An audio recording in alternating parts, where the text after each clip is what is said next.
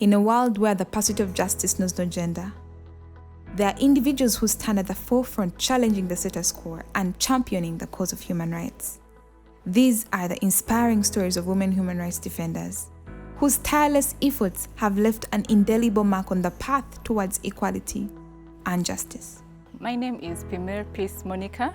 I am the founder and executive director of Nile Girls Forum, a young women-led organization that works with adolescent girls and young women, and our focus is on 4 thematic areas of leadership and governance, sexual and reproductive health and rights, climate justice, and economic development. I'm Diana Chiboka, a journalist working with CBS FM.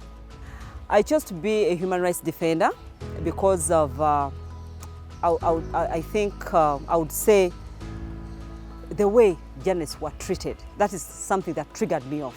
My name is Sophie Betty Okwir Nangiro. I am a woman HRD working in Karamoja. I work in Moroto.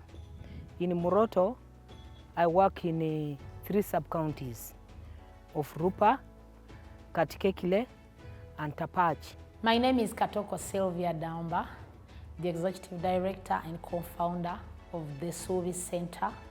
The Suvi Center is a girl and women empowerment organization that works majorly in 5 program areas. That is livelihoods, and under livelihoods we have the agribusiness, we have the skilling center, we have the basic reading and writing, then we have reproductive health as the second program area. Juliet Ayo Ojore is my name. I'm the executive director. I work for Adieri Human Rights Rehabilitation Centers. Tororo is our main office, but we operate anywhere as long as there is need for the type of work that we do. I'm Elizabeth Kayanga. I'm the executive director of Integrated Disabled Women Activities, IDIWA. IDIWA is an organization of women and girls with disabilities. We established ourselves way back in 2000. So we have been in existence for around 24 years now. I'm Cindy Regina, and I work with LERA, Land and Environmental Rights Watch Africa. We're an organization based in Turukuku, Rubongi, Tororo. LERA, Land and Environmental Rights Watch Africa, focuses on empowering communities for sustainable land and environmental protection and preservation. I am Annette Lekuru. I am a human rights defender, a woman human rights defender, and I have been in this space of work, I could say, since 2011, when I started working as a radio journalist with Radio Patches, and later on Uganda Radio Network, and then I started the organization where I'm currently working as the executive director. I'm Joy Kyalimpa, HRD Buhimba Sub-County, Stock Chikube District.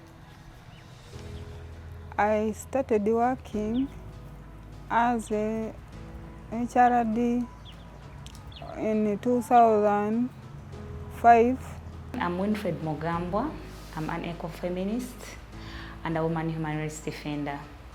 I work with Rights for Uganda, an eco-feminist women-led organization that focuses on advancing the rights of women, intersection of environment and climate justice, SRHR, and GBV prevention.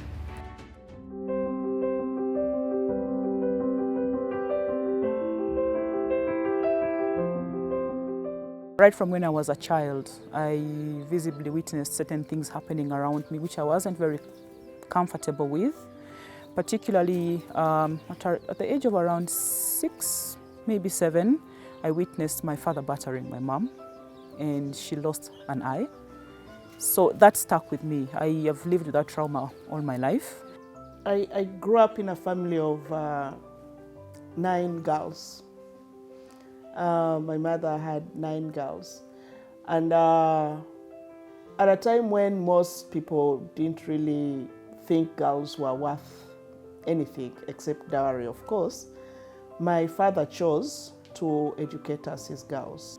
The things that continuously push me to even desire to be more of a human rights defender is because of the different issues that happen in these communities that we work with.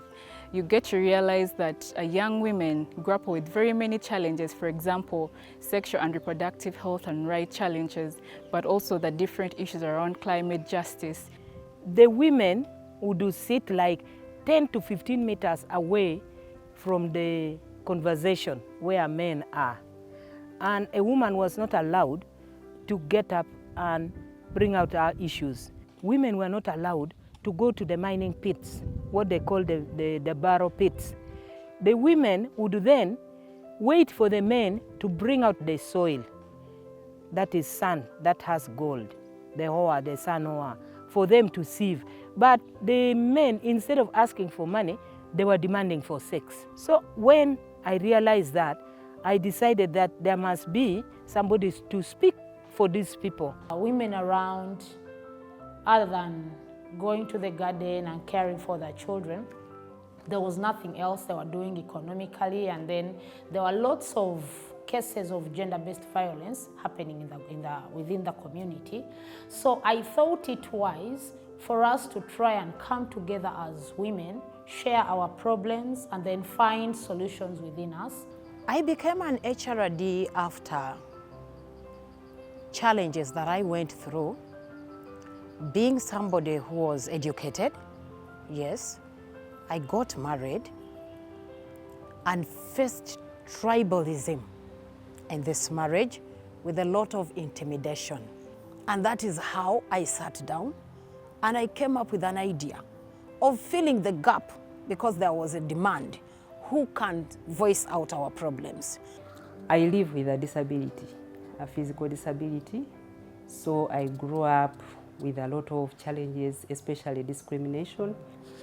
That's why I chose to leave, and I had to seriously embark on defending human rights.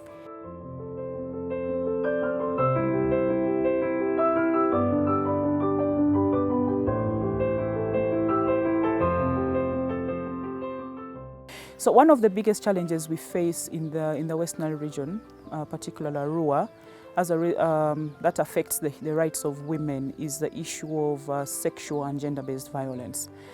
According to the Child and Family Protection Unit of Arua Central Police Station, in 2022, because I don't have the data for 2023 yet, there were at least 1,980 women who needed shelter. Women in Toro are not considered as landowners. They don't have rights to land. And yet they are the biggest users. They are the ones who put labor. They are the ones who make the biggest producers of food of this land that they are using. In Zombo district, you're working with adolescent girls and young women with disabilities. But you get to realize that even as we talk of defilement cases, sexual abuses of every other nature, you get to realize that when it comes to these girls and young women with disabilities, it is even much different, because you'd see that in these communities, when a girl reports a case to the police station, for example, we have had in our community dialogues where they are coming out strongly and saying, even when clearly the perpetrator has been got, there are still those negotiations that go back in their families, because sometimes it is an uncle who has defiled, or it is a family friend that has defiled. The government gives the investors who are coming either a mining lease or exploration licenses without the consent of the community. So when they come with soldiers. And when the community try to resist, then the soldiers beat up the community. Within the Bunyoro region, we have the extractives which are taking place, and the community is being affected in different aspects, like the road construction which is going on, which started in 2015 when they came and valued people's property and the way they valued people's property and the way they paid the compensation was not fair. I could observe the way journalists were treated and things were not right. Things were not right their way.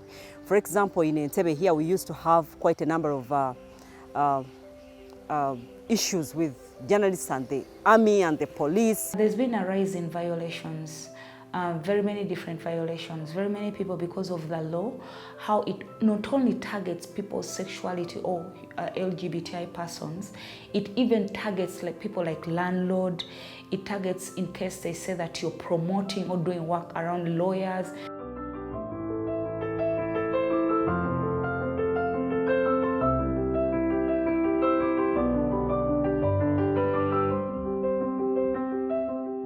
I have walk-ins, people who come to report, and then I have calls, people who make phone calls, because I normally have radio talk shows where I share with people different ideas, and then people call, and then finally I give them my contacts.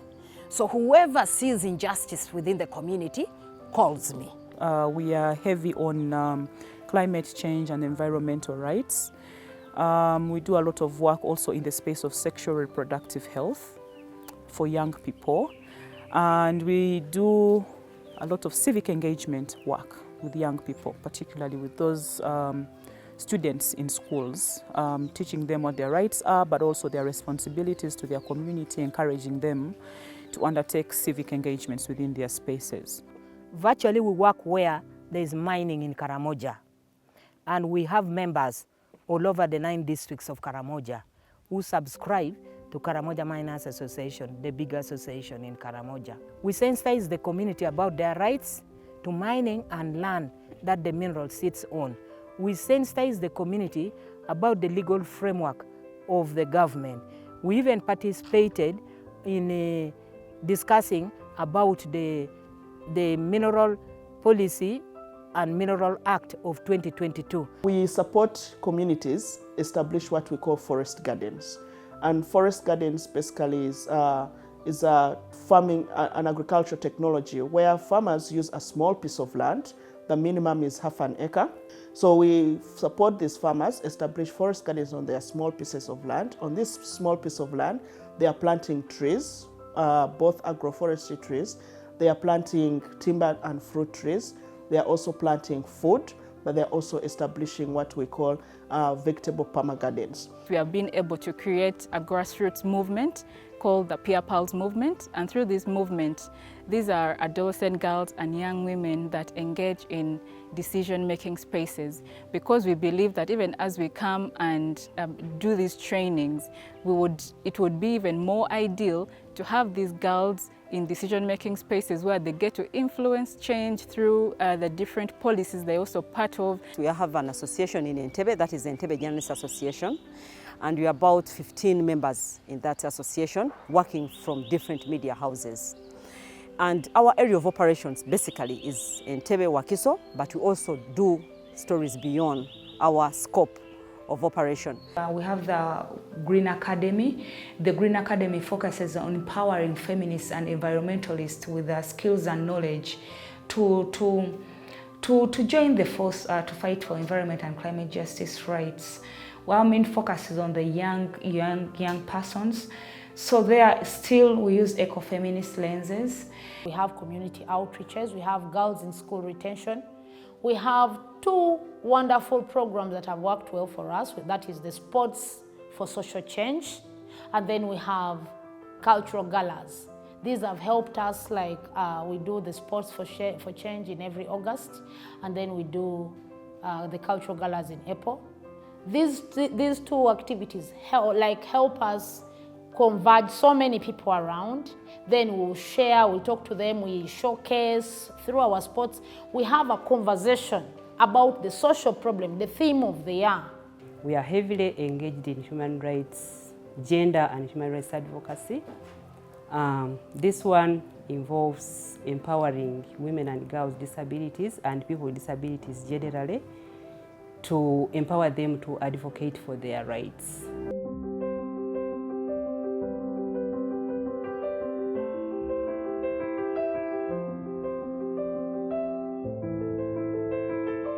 In 2021, we planted 80,000 trees, timber, fruit, and agroforestry trees. In 2022, we planted 549,000 trees. In 2023, we planted 536,000 trees. This year, we are targeting to plant 450,000 trees. In Zombo district, for example, they're getting to appreciate more on how it is important to have meaningful inclusion of persons with disability.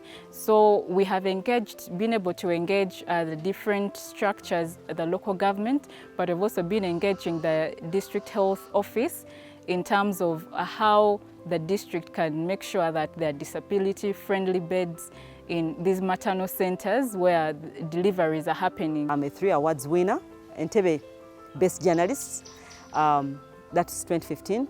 2016, 2017, I had an award with UMWA, Uganda Women Media Association, for the Best Radio Documentary Story. And 2017, 2019, I also had an award as the Best Radio Documentary Story. I have witnessed a lot of improvement in the reporting of human rights violations from the women that we have trained, the women that we work with, the women we engage with on a daily, particularly from the women market vendors that we work with. But also as an organization, we have, because of our work in human rights, we have noted the interest other women and other community-based organizations who were never even registered before have taken in the issues of human rights. The grassroots community have embraced education. I can proudly say the community in Rupa here have taken most of their children to school. That's why you see there are no children below 18 in the mines. By the time we came this side, many people didn't know about human rights. But given the relationship we have with the LCs, we educate them through the LCs. So for us, we believe it's an impact. We have been able to reach out about 1,200 girls and women, those who have been retained be able to be retained, taken back to school or taken into alternative education. During the elections, for me, people come and say, please stand for this, and they elected me as an opposed. Right now, I'm a councillor for women. I'm unopposed. Through this work I do, I've managed to get some little money that they give me. I save. I've educated my children. The last born has completed senior 4. We can now count the number of local ordinances and policies that we have influenced, that have been enacted by the various district local governments. For example, in Uganda we have a general ordinance that we influenced that covers several areas: education, health.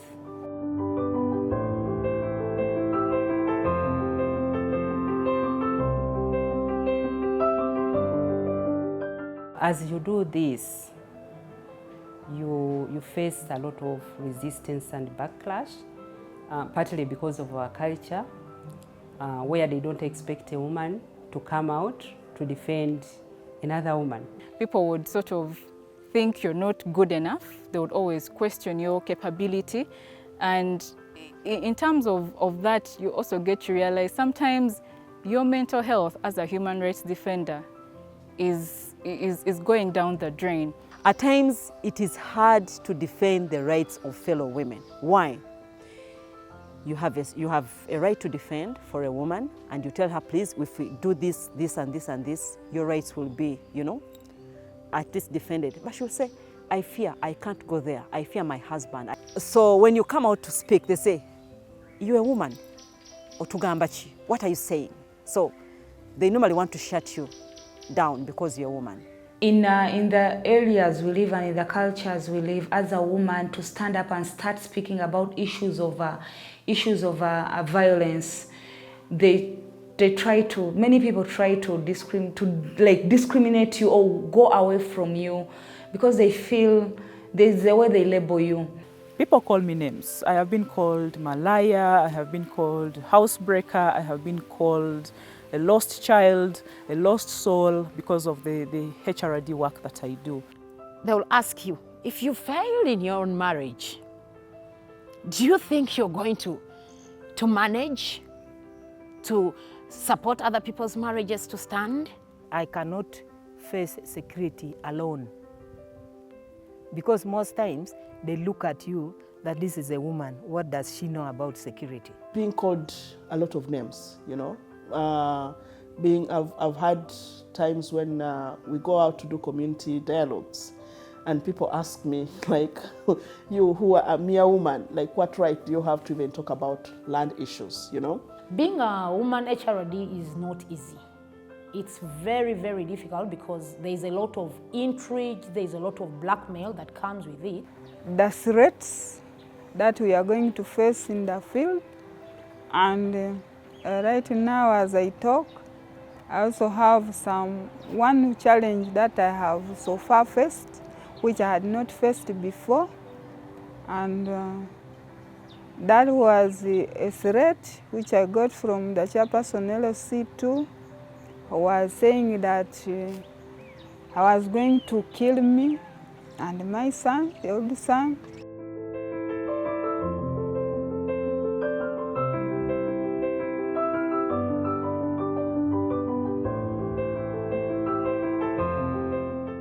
I pray a lot. I'm a Christian. I believe in my faith for solace. But mostly it has been working with other people. As HRDs, when we isolate ourselves in the work, that's when we are open to attack. As an HRD, I first brought it clear for the communities around me to know what I am doing exactly. We have a LC3 chairperson who is very vocal and he loves defending women's rights.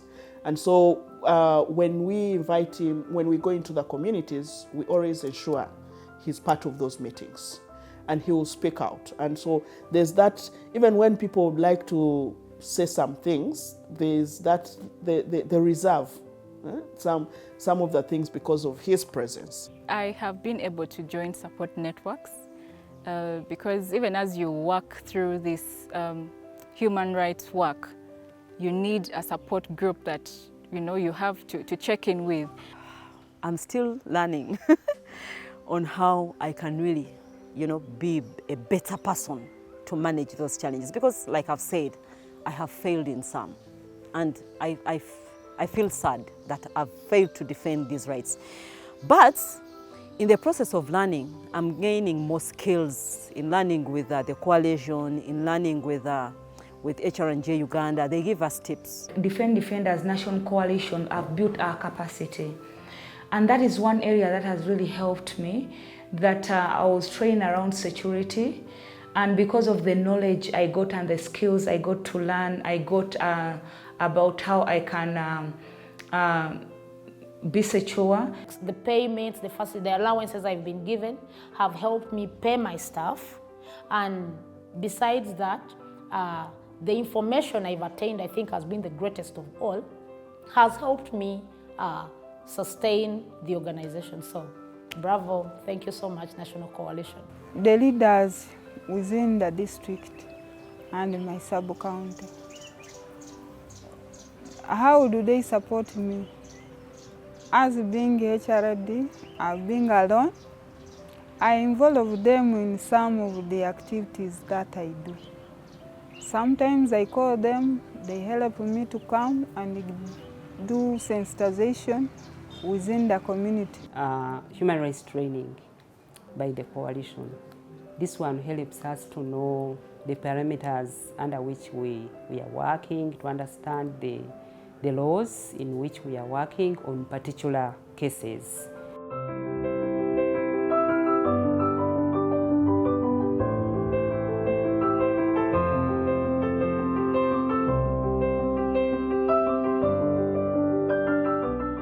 We need to have continuous engagement and dialogue with both local and central governments on ensuring a more enabling environment for us to work in. We continue sensitizing this community, and then also if Ministry of Energy and Mineral Resources could relinquish some of these lease area to the community so that the artisans also have their own area of mining. working in coalitions, partnering, that is the way to go. So for us as an institution, what we can do better is to make sure that we position ourselves in those spaces that grow us, but also keep in line with like-minded organizations.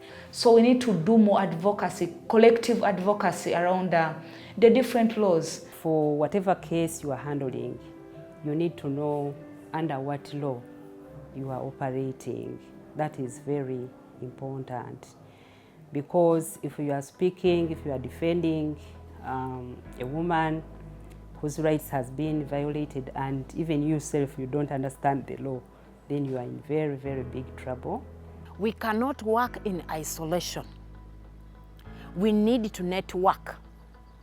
We need to collaborate, and we need to use and make good use of the referral pathway.